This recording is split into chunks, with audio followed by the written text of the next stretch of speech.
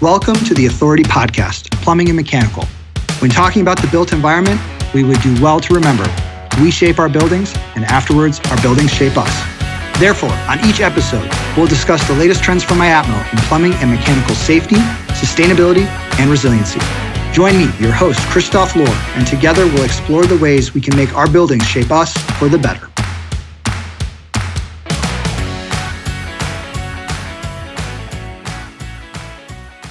And welcome back to the Authority Podcast, Plumbing and Mechanical. I'm your host, Christoph Lohr, and joining me is my friend and colleague, Mr. Dan Cole. Dan, welcome back to the show. It's been a while, but we're excited to have you come back and join us for another recording. Good to be here. Dan, for our listeners, can you tell our listeners a little bit about your role at IAPMO and also a little bit about your background? I'm Senior Director of Technical Services and Research at IAPMO. I overlook 4 publications that we publish as supporting material for the codes, which is the illustrated training manuals for the plumbing and mechanical codes, and also study guides for the plumbing and mechanical codes. I also work with special projects that come up and needed research on a technical level. Involved in a number of committees inside and outside of IAPMO.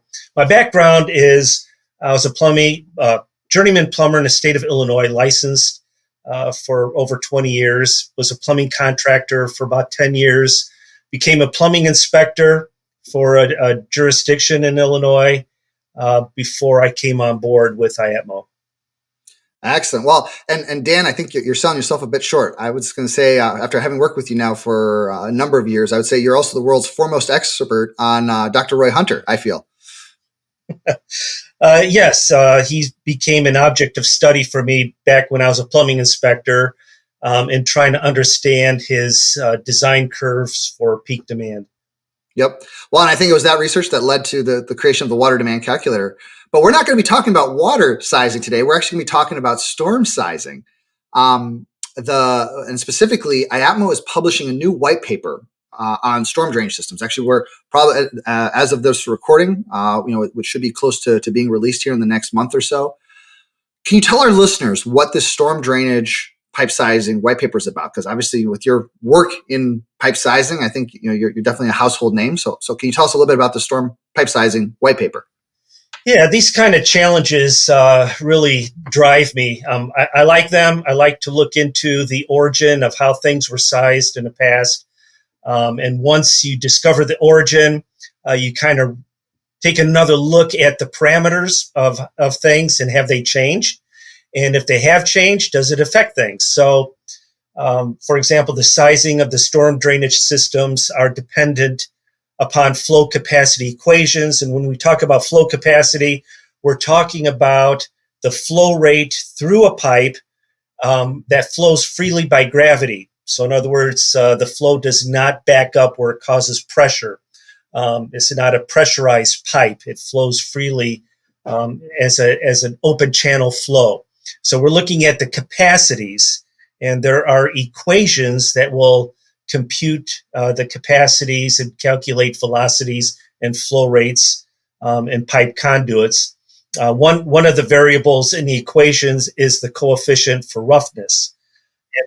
This paper explores how the roughness of different types of pipe material will change the computational results that are dependent upon the roughness coefficient of the pipe.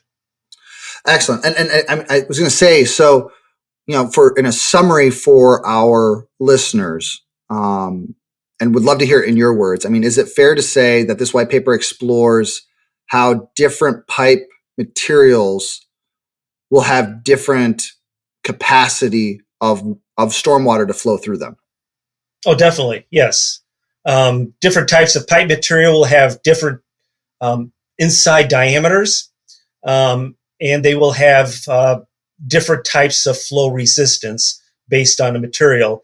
And those are the 2 main contributors when you compute flow capacity in pipes. So that's what we were exploring, just how significant will flow capacity change when you change these two parameters. Excellent. So the paper discusses then these equations that you mentioned. Yes. Yes, there's the paper is structured around three types of equations. One for the vertical pipe equation and two for the horizontal equations. These equations do have names, especially the horizontal equations. They have names commonly known as the Manning equation, and the other one is the Darcy-Weisbach equation. The equation for the vertical piping doesn't have a common name, but that it was derived by the National Bureau of Standards. And give a name to it. If we're keeping consistent with the authors of the equations, we could call the vertical equation the Wiley Eaton equation, because they were the ones that created the equation for vertical pipe capacities. Excellent. And I guess, for our listeners, let me go ahead and I would say we're going to share the screen here as we're recording. So for our listeners, Dan, if you can just make sure those that are listening on audio only, what page should I go to roughly for those equations? So I'm assuming starting down on flow capacity equations, page 6. Well, if you want to start with table 1.0, so we started constructing a table that lists all the different types of pipe material allowed by the codes for storm drainage. For example, ABS, cast iron, even concrete pipe, copper, ductile iron, polyethylene, all different types of plastics, PVC, and so forth. We added 2 columns to this table for the roughness coefficient for both the Manning equation and the Darcy-Weisbach equation. And those are on the right-hand side, right, Dan? Yes. And they're quite different from each other, these coefficients. The Manning's coefficient for roughness in terms of N, it's a dimensionless coefficient, whereas the Manning equation uses an F variable, which is dimensional because it is in feet. It can be measured in feet. So these are really 2 different types of developing coefficients of roughness. And again, which is the reason why we wanted to compare the 2 equations. How different are they from each other? And is one of the equations more conservative than the other? You might have mentioned that. I might just not have heard. The Manning equation, what we discovered, is more conservative than the Darcy-Weisbach. That means it computes less flow capacity than the Darcy-Weisbach. So it's more conservative. But the difference between the 2 equations is really not that much. It's a difference between 3% to 9%, depending on the type of material. So if you go from the smoothest PVC pipe, it's a 3% difference between the 2 equations. If you compare with cast iron, it's 9%. Okay. So they're comparable with each other. Manning's being more conservative. That makes sense. And so the Wiley Eaton formula that we're kind of describing here, that's equation 1 here that I'm showing on the screen, right? We don't have to read it out, but that's for the vertical distribution, correct? Or vertical piping? Yes, and this is a difficult equation because in equation 1, you don't see a coefficient of roughness in this equation. You see a ratio, an annular ratio of cross-sectional section of the pipe and diameter. So where is the coefficient of roughness? Well, it's in the constant, beginning with the equation. In this one, the constant is 27.8. So the coefficient of roughness is hidden in that constant. So you have to dive deeper and kind of disassemble this equation and discover, and the paper does this. It discovers how this equation was created, where the coefficient of roughness is, And if you change that coefficient of roughness, it's going to change that constant number. Now, you said the roughness variable changes for different types of pipe material. Does it impact the outcome of the equations? Significantly so. And that's one of the prominent features of this paper.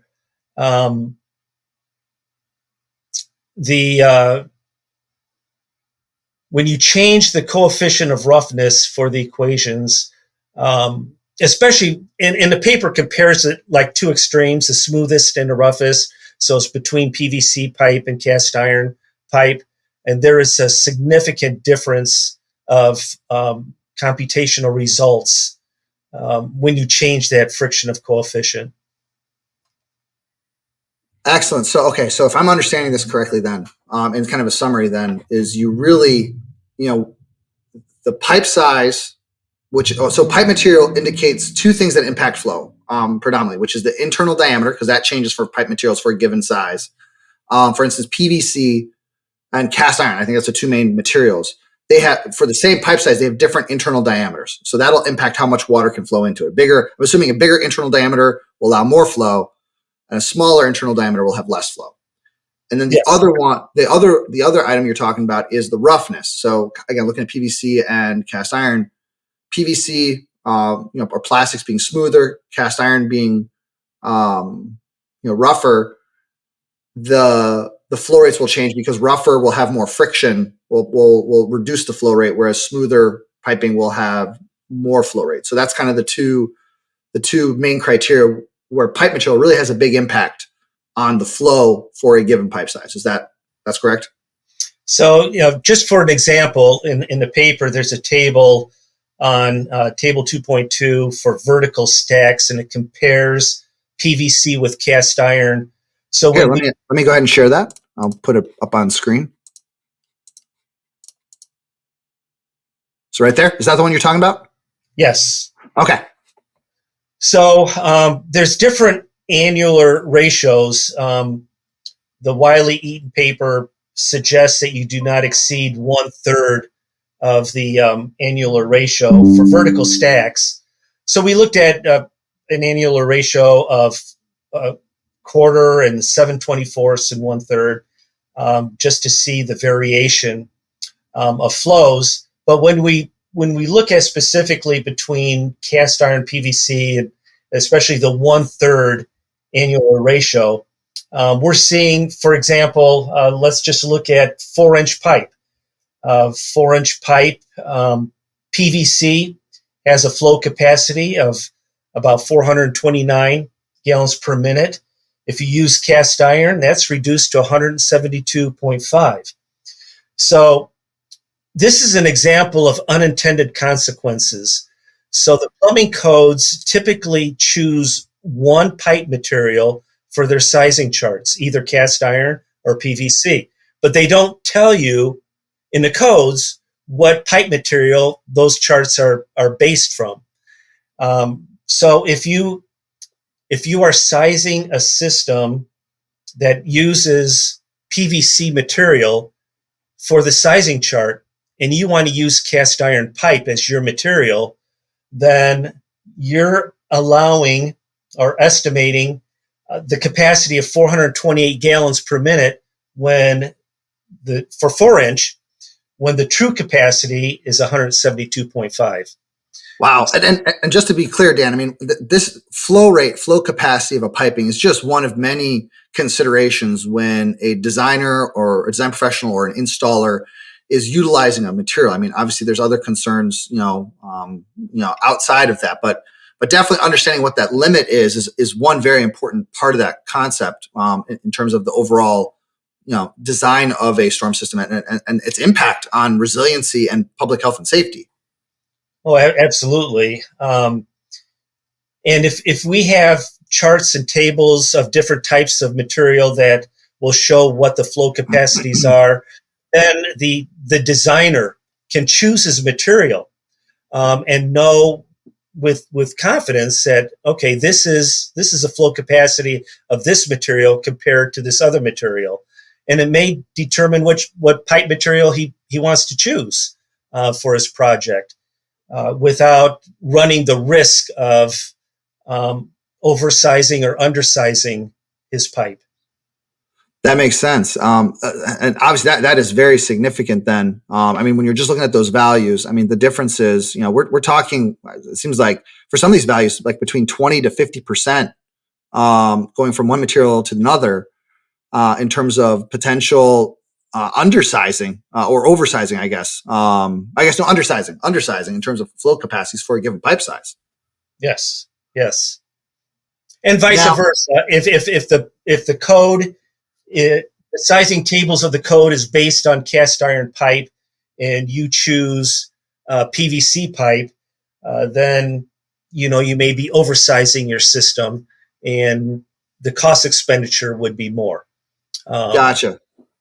Because the table is limited to cast iron. You want to use PVC, which allows a greater flow capacity, but the code is saying you're stuck with this flow capacity for that pipe material.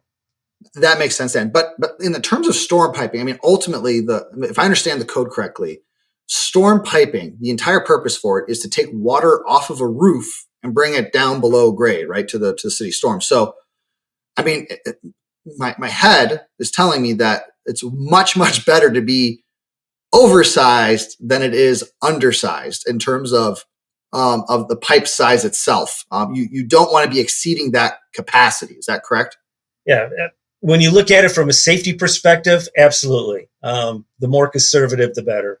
Yeah. Well, and then I'm also thinking, part of storm sizing also from my days as a designer, I remember that we looked at tables for rainfall rates, the 100-year rainfall event, but I know it's a little bit off topic, but it does relate. I mean, we're also seeing some changing water patterns too, or rain patterns. And, I was just looking up some information, some studies on how some rainfall rates are more intense in certain areas, not ubiquitously so, but certain areas are seeing higher intensity rainfall rates.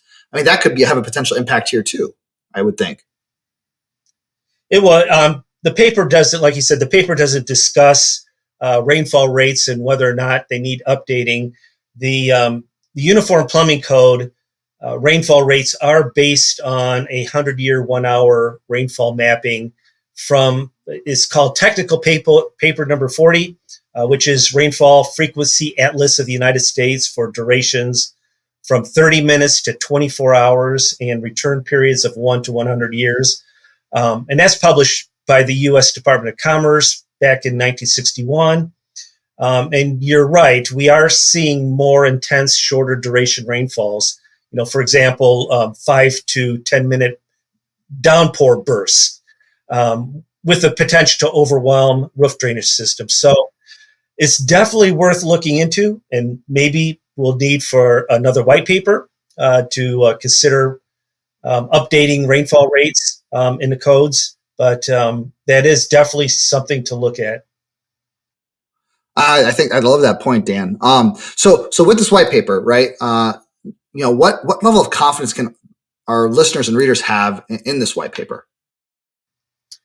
Well, we had that concern too.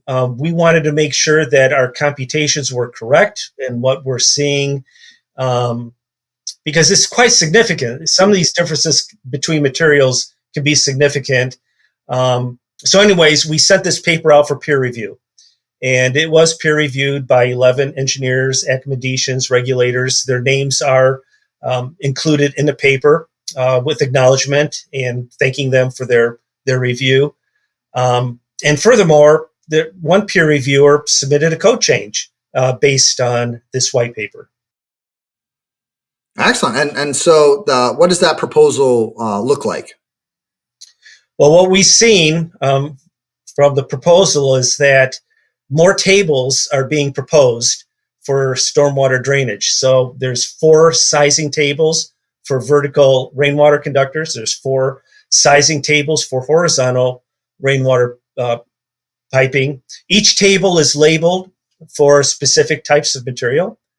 And like I said earlier, this gives the designer greater latitude in choosing what type of material he would want based on the flow capacities that he's looking at based upon the roof design. and it gives him better confidence when choosing a pipe material, that he knows what the flow capacity is of that particular material.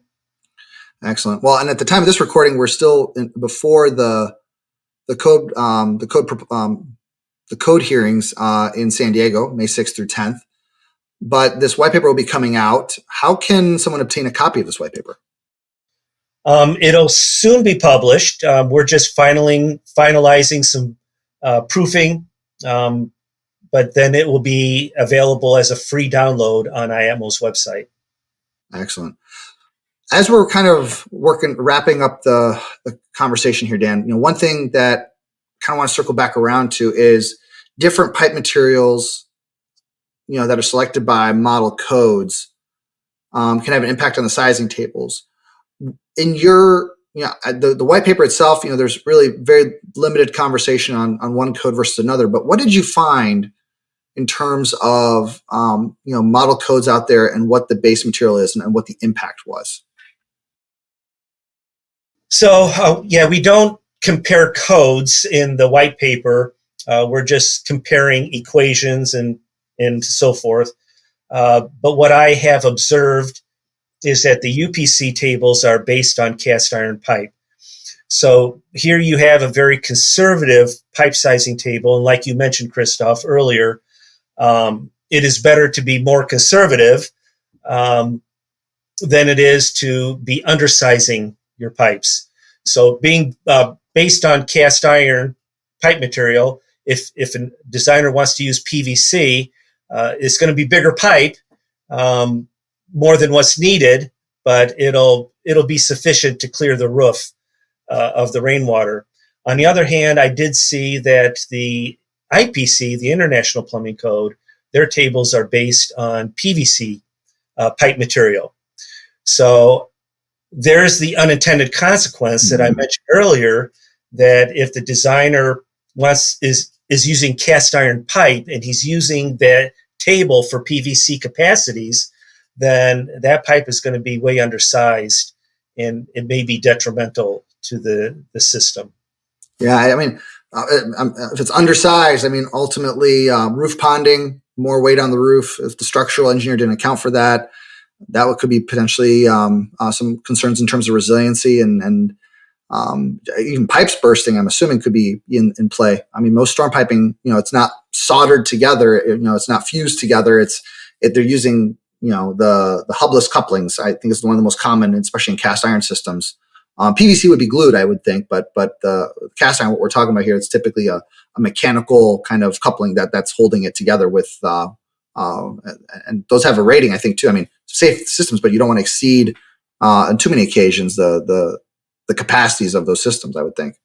Yeah, ponding is a huge issue for structural roof conditions. When I was a plumbing plans examiner, I saw plans come in with only primary drainage.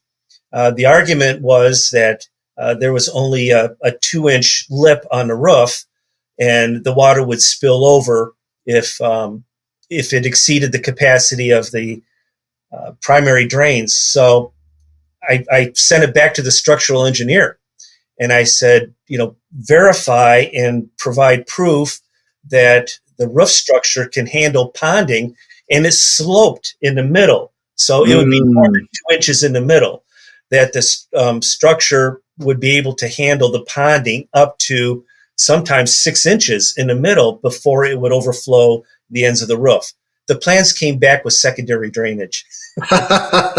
Every time it came back with secondary, because the roof wasn't able to handle that. Water's heavy, and it's not able to handle that kind of ponding. So it is significant for the roof drainage system to keep up with the flow capacity to prevent ponding on that roof. Definitely. Well, Dan, this has been really informative. I have learned a lot from you, and I think our listeners, I know, have learned a lot from you.